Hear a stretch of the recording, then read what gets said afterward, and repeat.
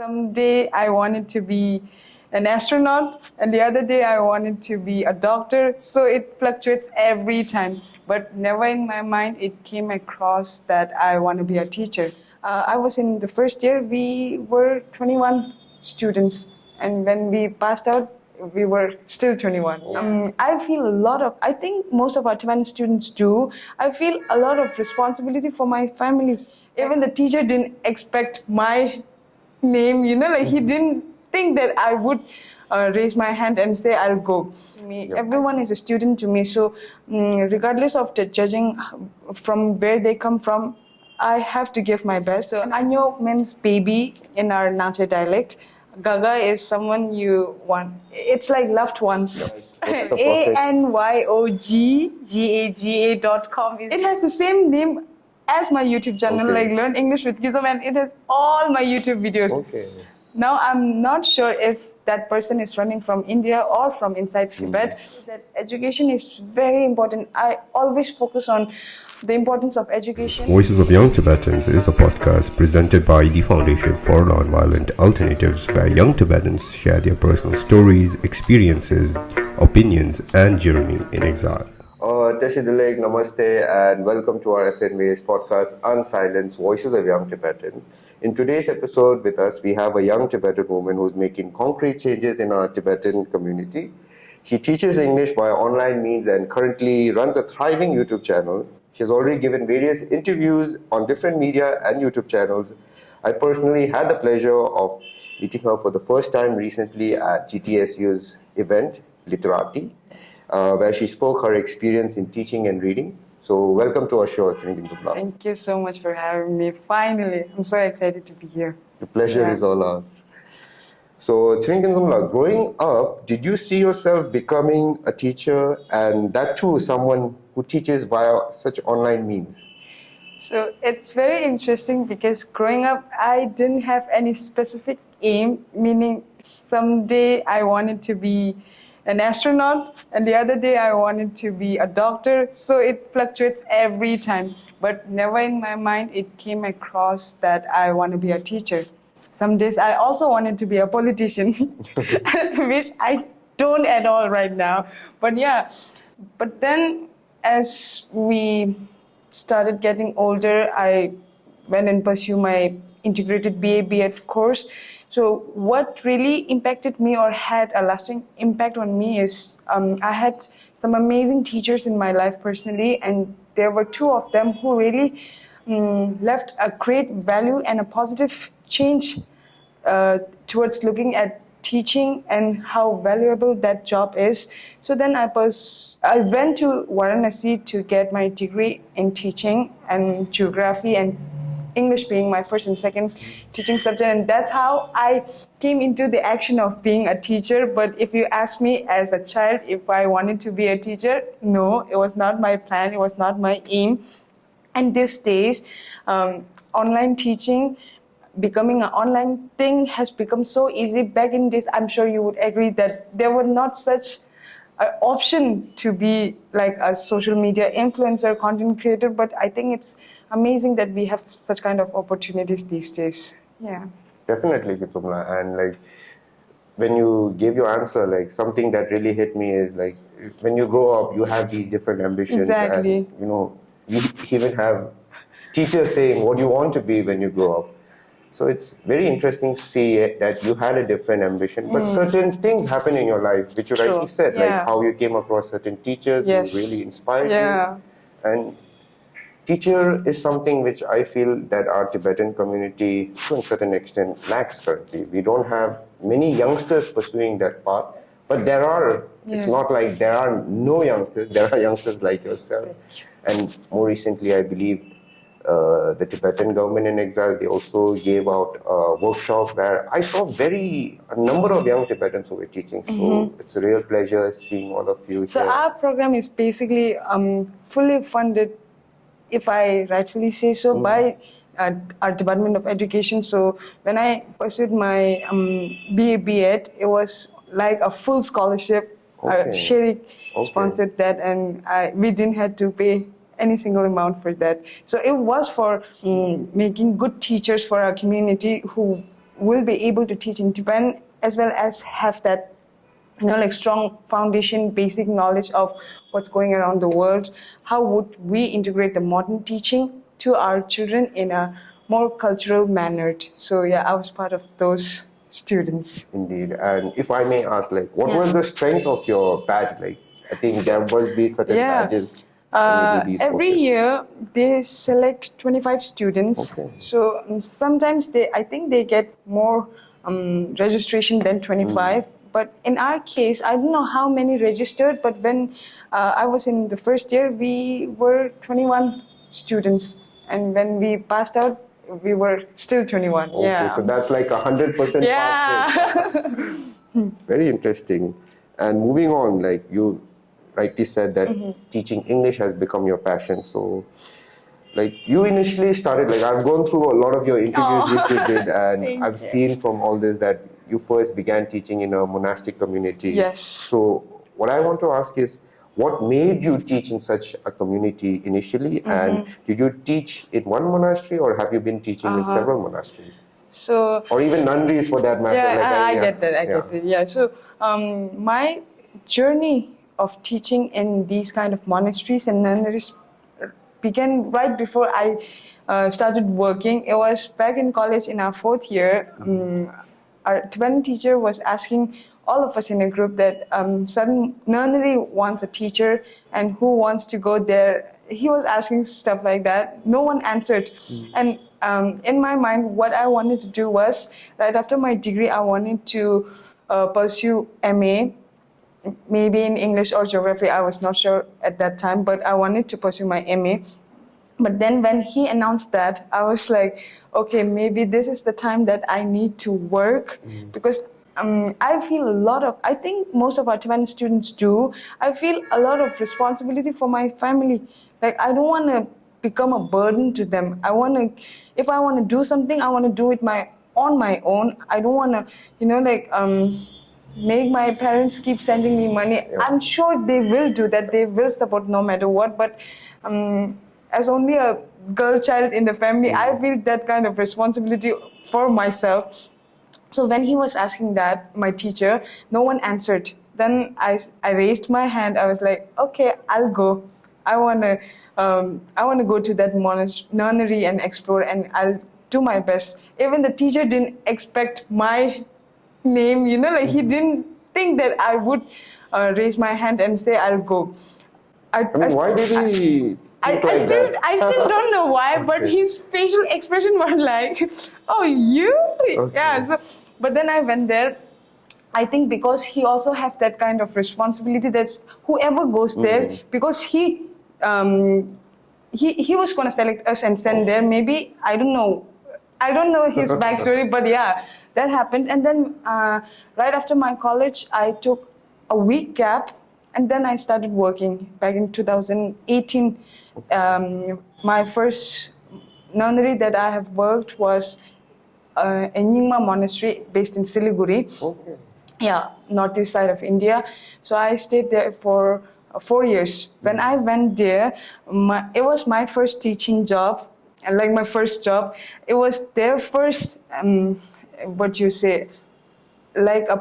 going to run a monastic school, like a proper monastic school for the very first time. So it was give and take. I was learning a lot of things from my journey. They were also, getting to learn, okay, this teacher teaches like that. If she is not there, we have to carry on like that. So yeah, it was a lot of give and takes, but it was very, very, very productive. And after 4 years, last year, I resigned, and then I joined another monastery that I'm currently working. It's at Tsopema. It's called Zigar Tubakatu Institute, and it's going to be almost a year. In June, it's going to be 1 year. Yeah. So I'm currently here. Apart from there, I haven't really got the chance to go to another monastery, because when I work, I want to give my full time, full dedication, and so that's my also motive, that I don't want to jump to places for a week or two, and Indeed. Yeah.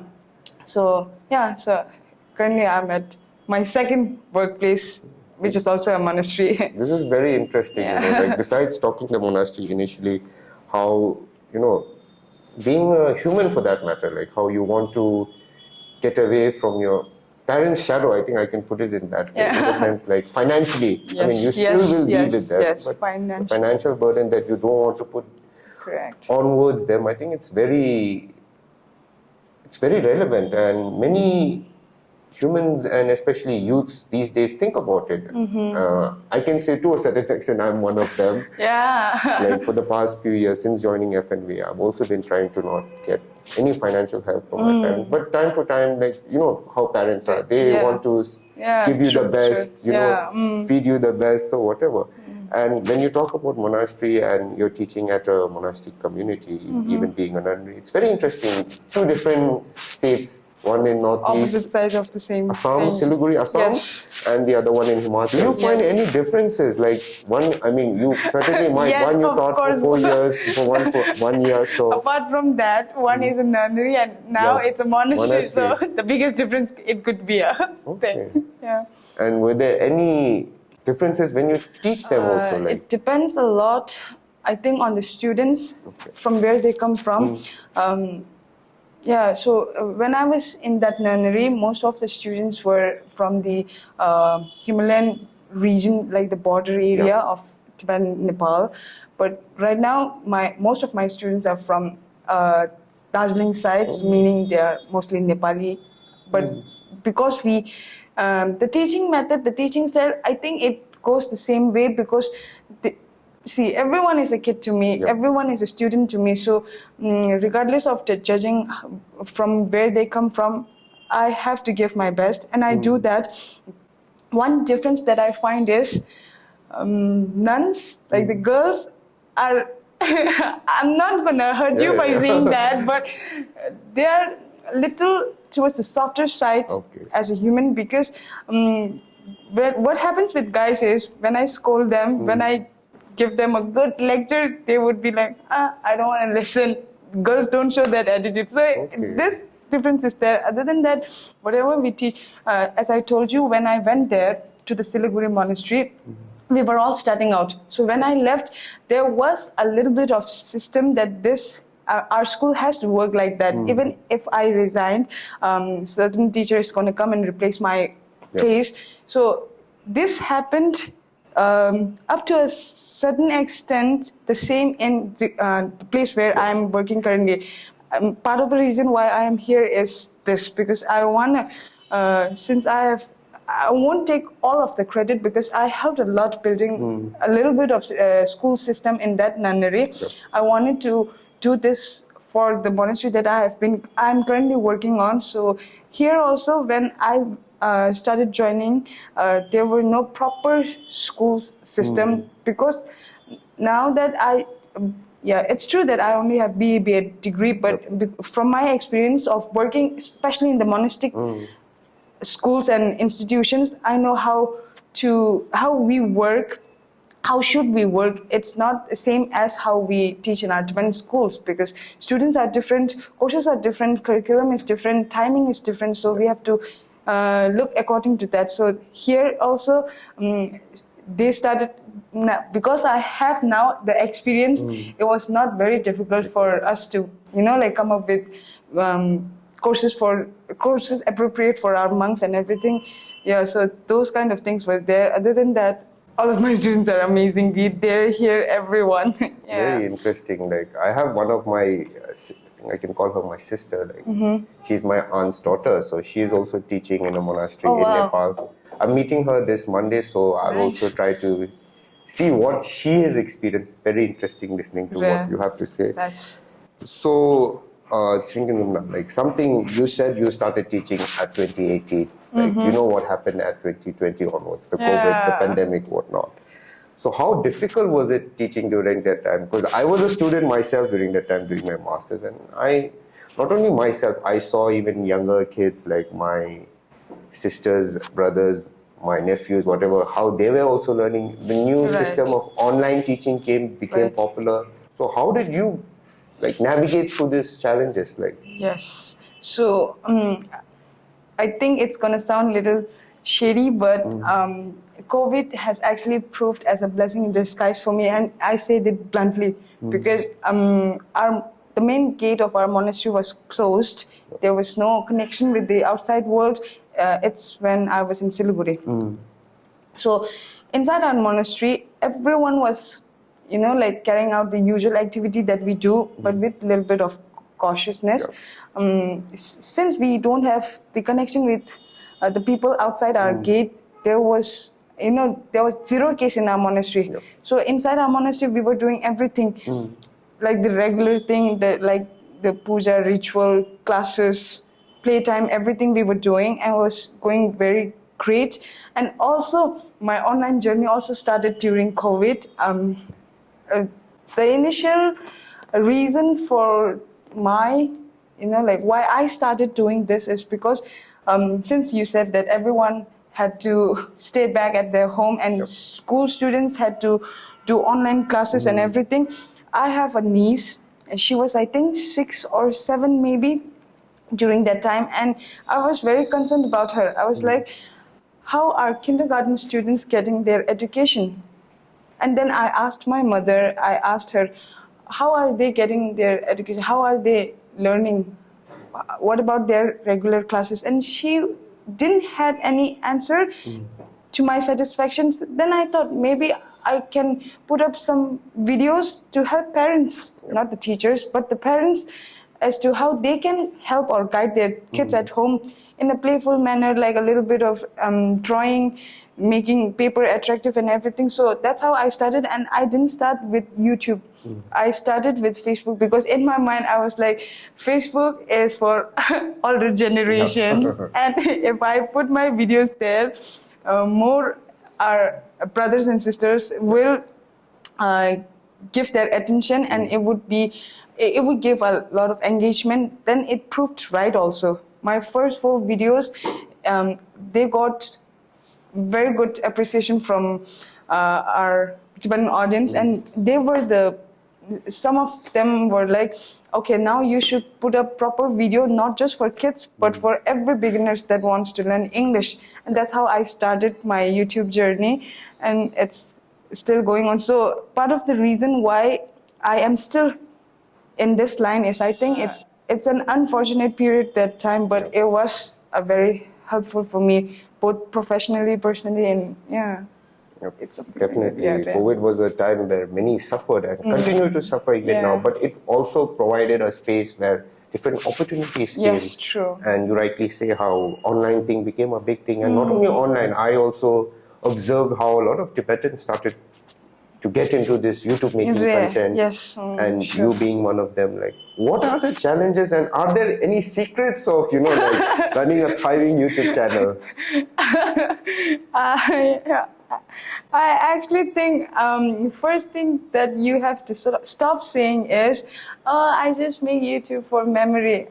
I don't like that answer at all. Many may disagree, but I feel when you put it like that, you will not get that passion. I don't think you'll get that drive to, like make better contents, make your video as professional as you could. When you say that, you are already giving a reason that you are not, like actually excited about it. I think if you want to thrive, if you want to succeed, if you want to get good subscribers, I think first you have to show your authenticity, meaning don't just act for camera.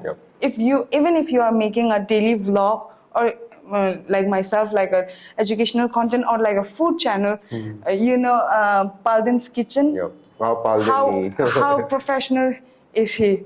So that kind of content I really appreciate, because it not only talks about the thing he is expert in, but looking just at the video, I feel very aesthetically pleasing. So my point is, if you start with saying like, it's for memory, if it's for a memory, if it's actually for memory, why don't you make it private? So that it could be on YouTube, and you could watch that whenever you want. So my point is, no, it's not only for memory. You want to make a change, you want to make something for yourself, and you want to let others know that you are here. So keep that mindset and start working, and I think it will help building your channel a lot better, faster. So that is number one. Other challenges, I think it all relates to the technicality. Like we all come from very basic shijapu nature. Yeah, so we don't have that. Some might do, I don't know, but for us, I didn't have any digital knowledge. Yep. The only thing I knew was how to how to browse through Facebook and Instagram and watch some videos on YouTube. But because I had to learn a lot of things. And one app that I still want to recommend is Canva. Yep. Whatever you do, Canva is like the shortcut you need. I tell that everyone, but I don't know who listens. But yeah, so challenges with making good editing site, challenges with making how you want to position your frame and everything. So those things are there. Other than that, even if you have just a smartphone, I think you can start, but just be mindful of what you want to make out of your YouTube channel. We have a lot of now, great vloggers, content creators.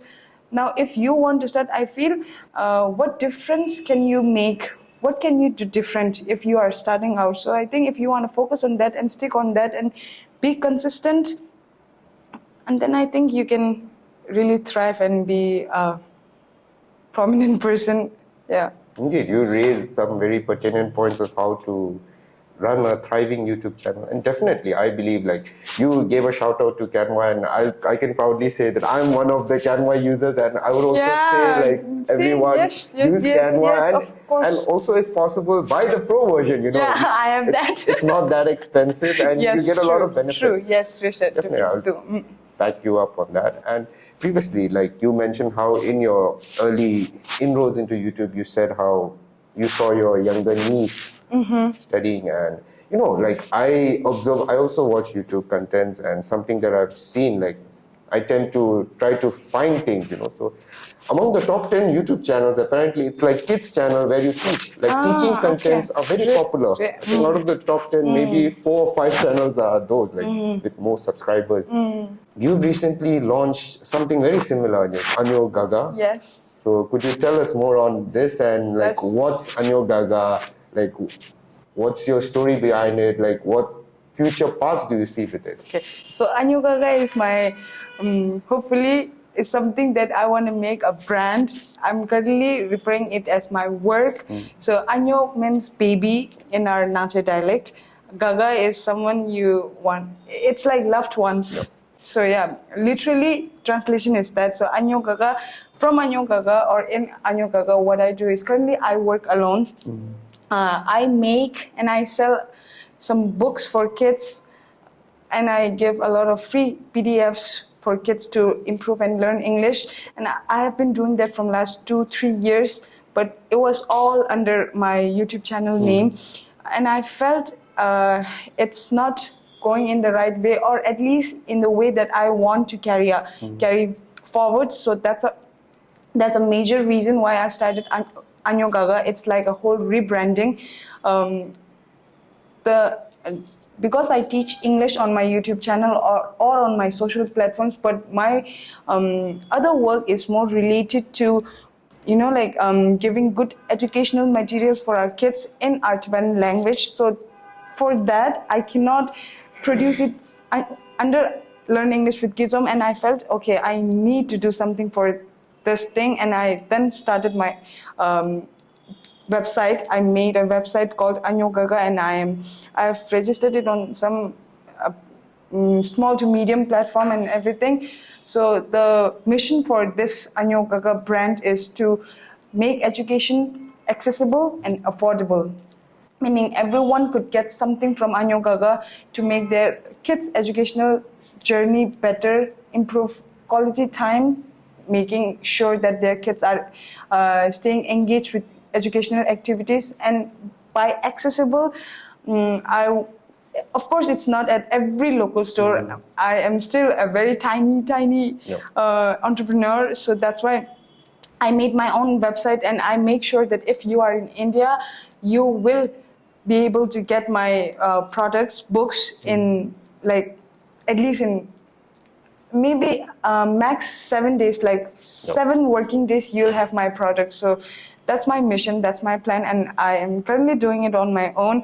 I hopefully hope that I will get a team, and I wish that I can make this even on a larger scale where I can also hire people.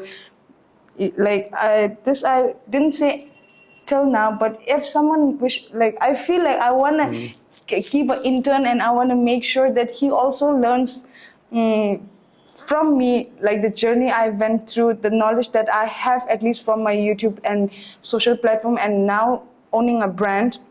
If someone wishes to do the exact same thing as me or even better than me, and wants to contact me and everything for this, of course I cannot pay any money for that, but I'm very much available for that kind of, like a journey together with me.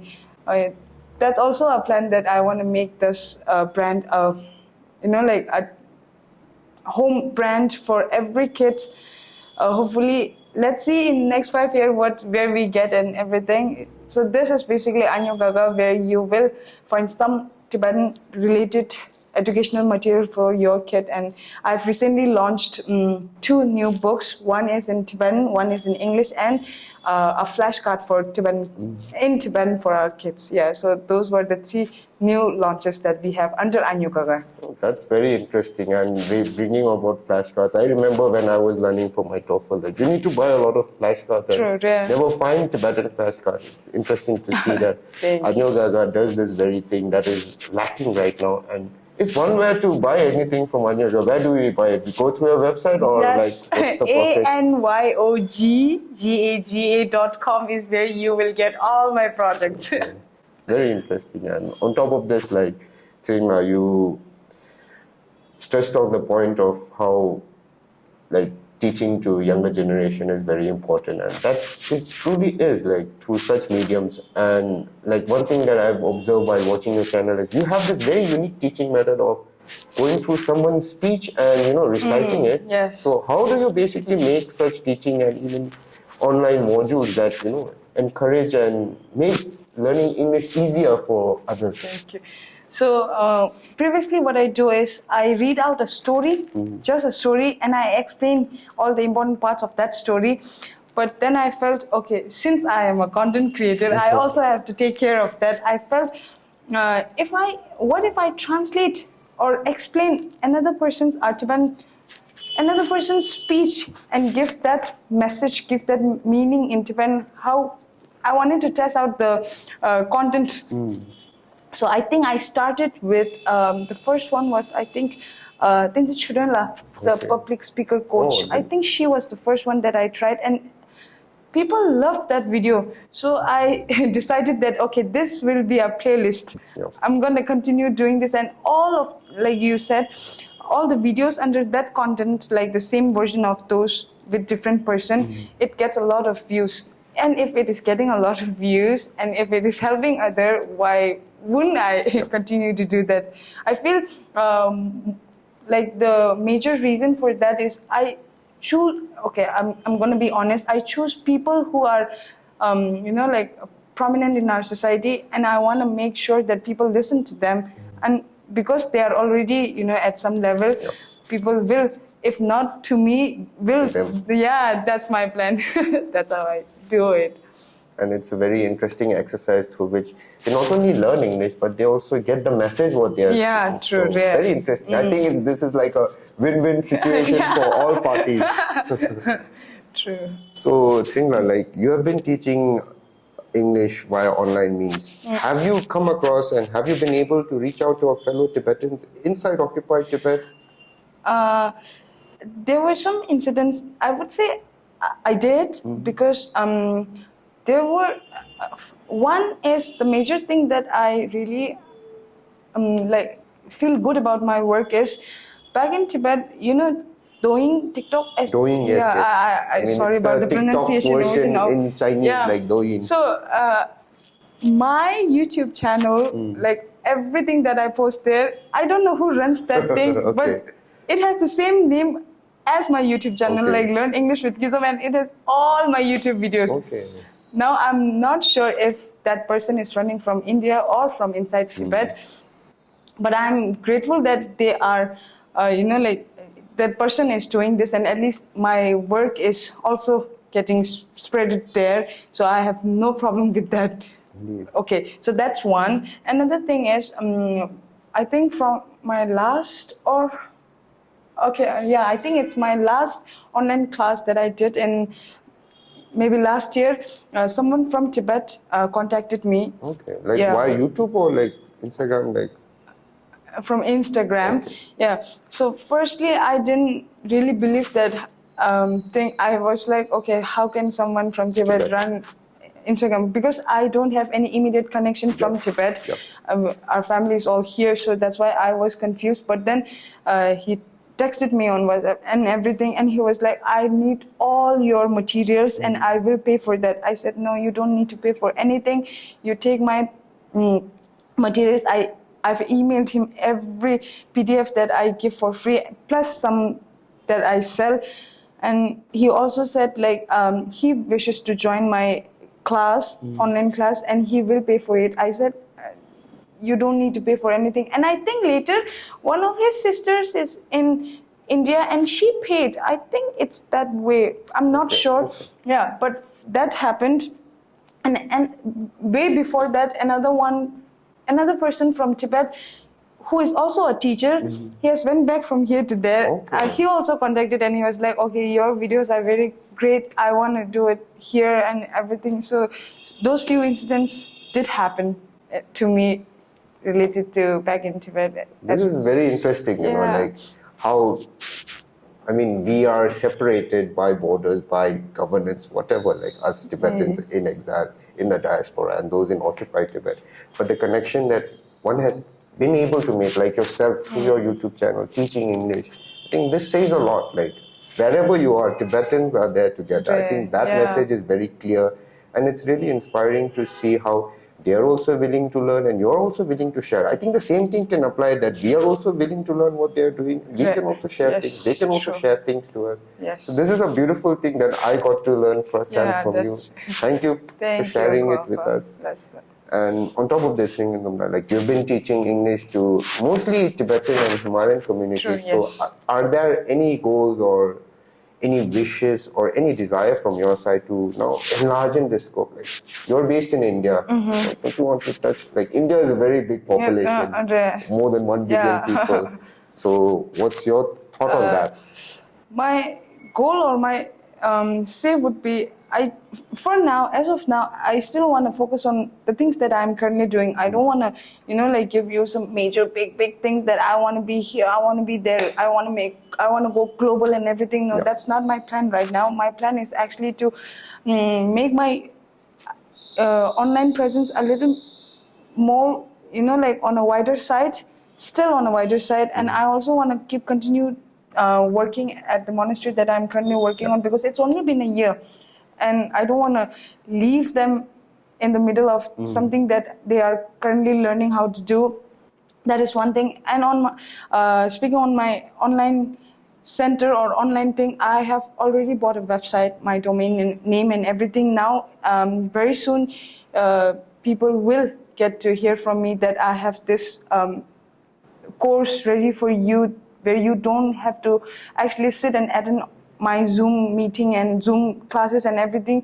You can directly learn everything in a systematic way from my website. I've already done that, but since I am the only working member of that thing, so I have to take my time, I have to take care of myself and my other works as well. So hopefully this year I'm going to make this, like, I'm going to launch that website also, but let's see, Indeed, very interesting. And on top of this, like, an idea just came across my mind. I don't know whether you can just think about this. Like, you've learned in a system like in Varanasi, where the CTA, the Department of Education was. Yes. Don't you think that they can also collaborate? Or I think this is a very exciting avenue, like, they can collaborate. I'm happy to do that. Maybe if they are not interested, like there are different, like there are also monastic education centers, they would very much, I think, jump on this thing that you're doing. Because this is the future, in my opinion, like with AI and everything coming, like,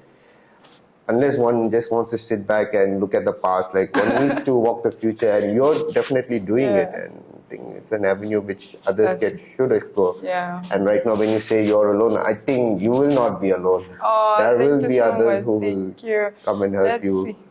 Because it's such a promising project, in my opinion. Though I'm not in the field, I'm but sure we're gonna work on that. Yeah. indeed.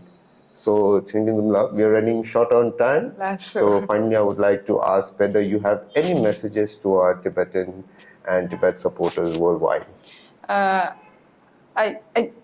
I generally say this, that I don't have anything to say to the people who are elder to me or like have a more experience than me, but to my younger audience, like my younger brothers and sisters, I want to say that education is very important. I always focus on the importance of education. Growing up, I was okay at studies. I always wanted to continue my study. Even I didn't tell you that, but even when I was working in Siliguri, I did a long long distance learning? Curriculum to from IGNO. I completed my first year and then I couldn't give the final exam, and then the times were over and everything. But my point is, education is very important. It makes you become a better version of yourself. It makes you become a better person. So don't disrespect or don't skip on that idea.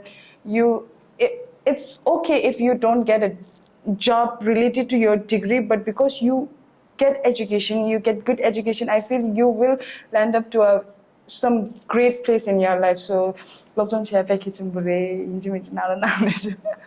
that is a very wonderful message to end our show. Education. Like, this is something that we constantly hear from our elders. Sometimes we think it's repetitive, but there is a really strong meaning behind it. So on that note, on behalf of the Foundation for Nonviolent Alternatives, thank you so much and wish you well in your endeavors. Thank you so much. For more updates and videos by FNVA, click on the link and please subscribe to our channel. Thank you for watching.